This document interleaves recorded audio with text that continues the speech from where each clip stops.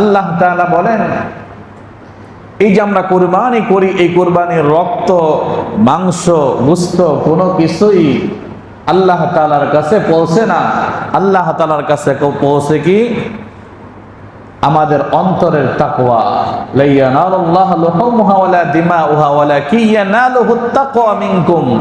আমাদের অন্তরে, কার অন্তরের মধ্যে কতটুকু তাকওয়া আছে, কতটুকু ইখলাস আছে, একমাত্র আল্লাহর জন্য আমরা কে কতটুকু করতে পেরেছি, সেটাই কেবল আল্লাহ তাআলার কাছে পৌঁছে।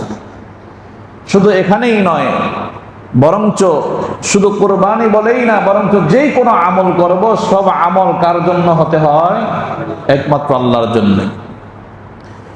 যেমন সূরা আনআমের 162 নং আয়াতের মধ্যে আল্লাহ তাআলা তার নবীর জবান দিয়ে বলাচ্ছেন কি? আল্লাহ তাআলা বলেন, কুল ইন্না সালাতি ওয়া নুসুকি ওয়া মাহইয়ায়া ওয়া মামাতি লিল্লাহি রাব্বিল আলামিন। আল্লাহ তাআলা বলেন, হে নবী আপনি বলেন, কুল ইন্না সালাতি ওয়া নুসুকি, আমার নামাজ, আমার কুরবানি, আমার হায়াত, আমার মওত সব কিছু কার জন্য? লিল্লাহি রাব্বিল আলামিন, আমার রব, এই বিশ্ব জাহানের প্রতিপালক রব্বুল আলামিনের জন্য। কার জন্য হবে? সব কিছু হবে কার জন্য? একমাত্র আল্লাহর জন্য। যে কুরবানির আদেশটি আয়াতের মধ্যে আল্লাহ তাআলা করলেন সূরা কাউসারের 2 নং আয়াত, ফাসাল্লি লিরাব্বিকা ওয়ানহার। আল্লাহ তাআলা বলেন যে আপনি আপনার রবের জন্যই সালাত কায়েম করেন এবং রবের জন্যই কুরবানি করেন। সুতরাং কুরবানি কার জন্য হতে হবে? একমাত্র আল্লাহর জন্য।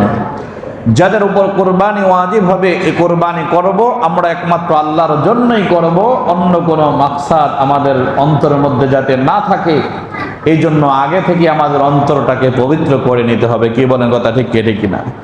আমরা যদি নিয়ত ইখলাসের সাথে একমাত্র আল্লাহর জন্য নিয়ত করি, তাহলেও আমরা গোশত খেতে পারবো।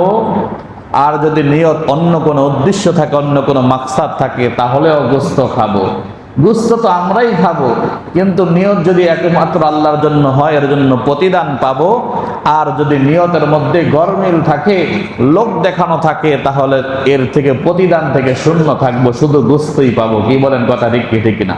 এই জন্য নিয়ত সহি করলে লাভ বেশি, আর নিয়তের মধ্যে গলত করলে লাভ কম। শুধু গোশত পাইবেন, সওয়াব পাবেন না, নেকি পাবেন না। আর নিয়ত ঠিক রাখলেন, গোশতও পাবেন, সওয়াবও পাবেন। কি বলেন, কথা ঠিক কিনা?